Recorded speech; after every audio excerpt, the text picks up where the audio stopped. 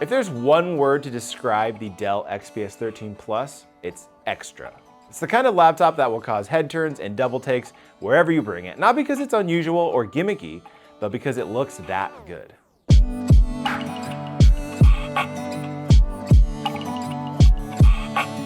Before we get started, I want to thank our sponsor for this video, the digital license reseller Mr. Keyshop, which you'll hear more about in just a bit. This is Luke with Digital Trends. Welcome back, everybody. It's been a while, but I'm really excited to finally be reviewing the Dell XPS 13 Plus because we got a lot of comments on our initial video about this laptop back at CES. Lots of excitement, lots of outrage, all stuff we're gonna get into, but first, do me a favor and give this video a like. That helps us out a ton.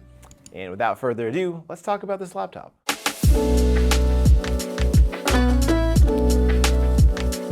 With just one look, you can tell someone had a vision over at Dell for the XPS 13 Plus. That's been true of the XPS line for years now, but you can see why Dell gave this design in particular a new name.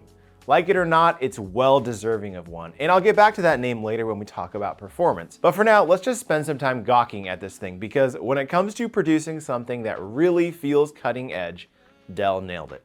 Gone is the carbon fiber weave palm rest that had become synonymous with the XPS brand, trading in for a sleeker and more conventional aluminum surface throughout.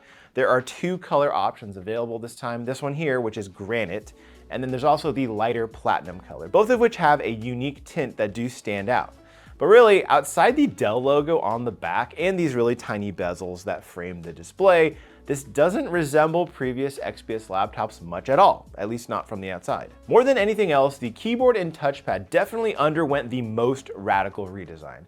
As you've probably seen by now, the touchpad now uses a haptic engine, which means there's no physical click mechanism, just a little motor under the glass that simulates one. Because the whole thing uses a single panel of Gorilla Glass, the edges seamlessly blend into the palm rest, making for a super minimalist vibe.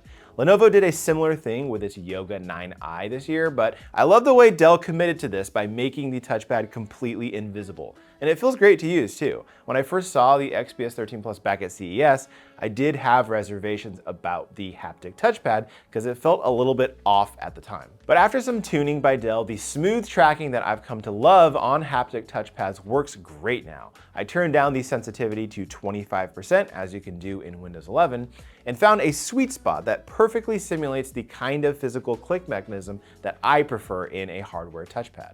It's precise, smooth, and almost completely silent. The keyboard on the XPS 13 Plus got just as big of a visual change. The edge-to-edge design means as few lines and partitions as possible. It also means extra large keycaps that extend wide, making for a really comfortable and spacious layout. Just look at how big these shift and control keys are. This is what I wish every laptop keyboard had. As for the actual typing, it feels pretty similar. You still get 1 millimeter of travel, delivering clicky and satisfying keystrokes that feel both firm and comfortable. All put together, this might be my favorite new keyboard on a laptop.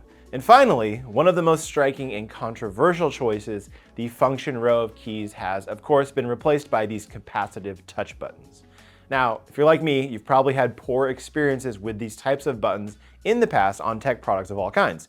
But I tried to keep an open mind here as I used this laptop as my daily driver. And in practice, I didn't dislike it as much as I thought I would.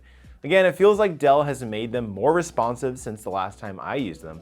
And despite the comparisons being made to the Touchbar, it doesn't suffer from the same problems. Volume, screen brightness, and the escape key are exactly where you expect them to be. They don't move around, and while I'd still prefer some kind of haptic response, that would have been nice, it didn't take me too long to get familiar with this layout. And let's be honest, these touch buttons certainly give the laptop a futuristic look and are a big part of what makes this design so unique. Interestingly, while the XPS 13 Plus certainly feels like a trim and compact little laptop, it's actually a tiny bit thicker and heavier than the standard XPS 13, especially the forthcoming new model, which has gotten even tinier. The M2 MacBook Air, of course, is quite a bit thinner though at 0.44 inches, but very few laptops are getting anywhere close to that. And now, onto the next big controversy, the port selection.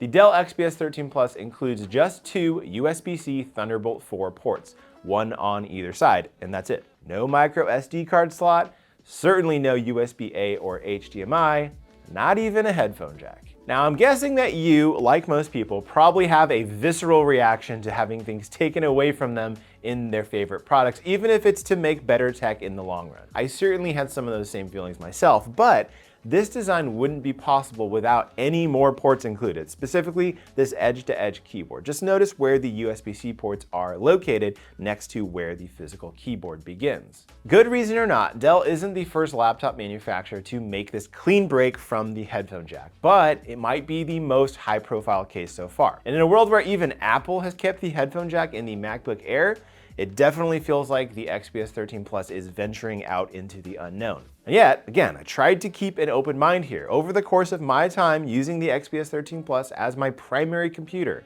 I only came across one scenario when I found myself wanting a wired audio source.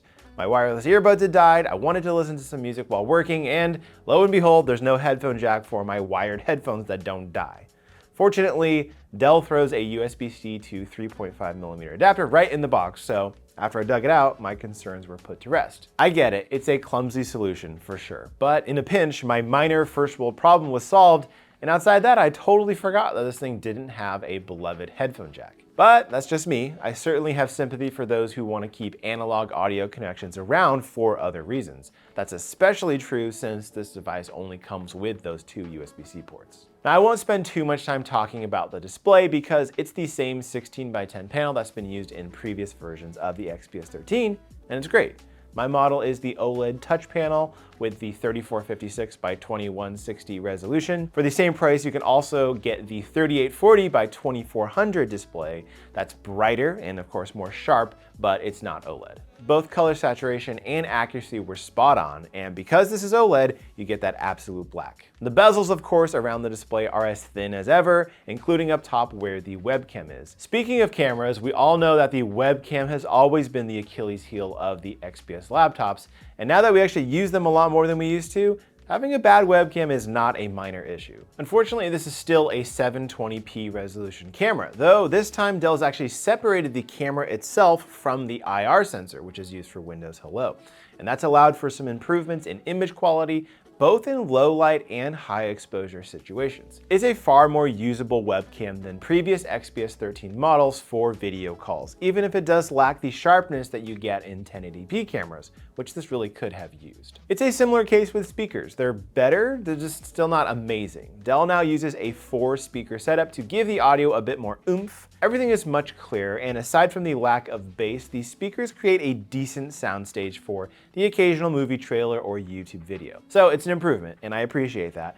I'm just not quite ready to call these good speakers. Now, if you're thinking about picking up a laptop and using it for work, you'll probably want to get the Microsoft Office Suite installed on it. And that's where the sponsor of this video comes in, Mr. Keyshop. Mr. Keyshop is a reseller of 100% original licenses for Windows operating systems, Microsoft Office packages, Windows Server, and VPN and antivirus software. For all the important platforms too, including PC, Mac, and mobile. On the site, you can buy licenses at affordable prices, which include free technical support as well as live chat support through the site. Installation is simple too. Just choose the license and buy through the available secure payment options. You'll receive an email seconds later with the specific installation instructions for the product you've chosen. The purchase comes with a money-back guarantee and is 100% eco-friendly thanks to the completely digital delivery format. As a licensed reseller, Mr. Keyshop has more than 350,000 satisfied customers and has been verified on Trustpilot with a 4.9 out of 5-star rating. Mr. Keyshop is offering up to 60% off its products right now, so head over to mrkeyshop.com or click on the link down in the description to grab a digital license today.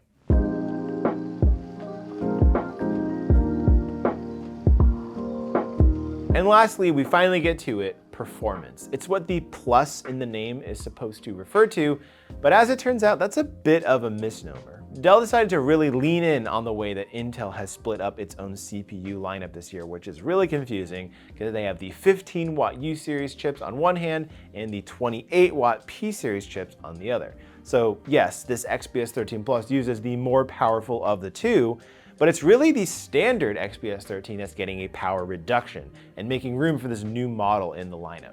Ironically, the XPS 13 Plus has more in common with the previous XPS 13 internally than the upcoming standard XPS 13 has. Side note, I thought it was a really odd move when it was announced earlier this year. At the time, I thought a 14-inch model would make more sense, especially since you could put maybe a 35-watt CPU or even a discrete GPU in there, which is what a lot of laptop manufacturers have been doing recently. But after seeing what Apple has done splitting its own lineup between the M1 MacBook Air and the M2 MacBook Air, you can see pretty clearly what Dell was going for with this lineup. Even the prices almost line up identically. But coming back to performance, you can tell Dell was focused on a more balanced approach this time around, rather than pushing this laptop harder than it really should be. My model had the top of the line Core i7-1280p along with 16 gigabytes of RAM, and it performed as expected. The default optimized mode produces pretty middle of the road performance for the CPU, and it stays surprisingly quiet throughout benchmark runs and tests. The good news is the jump from 11th gen to 12th gen Intel chips was pretty significant,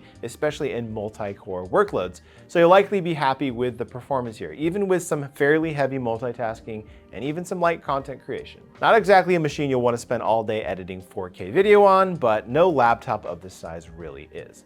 The only problem is the bottom of this device does get uncomfortably warm, even in the optimized setting and even on a fairly light load.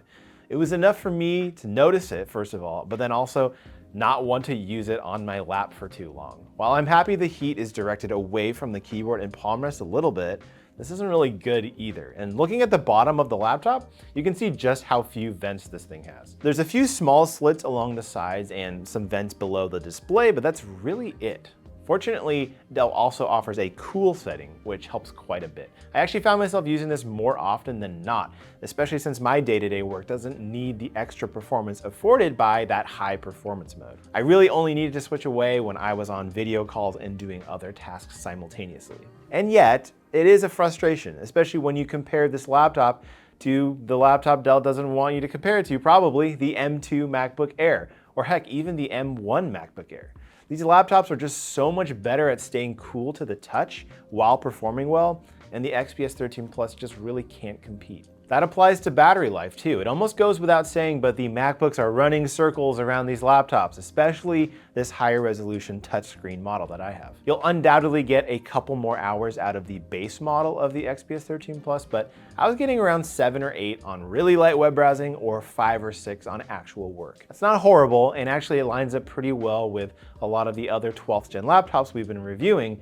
But man, when you get over twice that much on a MacBook, it's hard not to keep those comparisons in your head. But if you set aside the MacBook Air, Dell really is up to something special here. More than any laptop I've reviewed in the last couple of years, this is the one that more people have wanted to stop and see. Of course, more people will probably also end up gravitating towards the standard XPS 13 when it comes out in the next month or so, especially since it's $300 cheaper and it comes with a more conventional keyboard and touchpad. But for me, after spending a longer amount of time with this XPS 13 Plus, it feels less like a wild experiment and more like a team at the top of their game, giving the rest of the industry a little nudge in a new direction.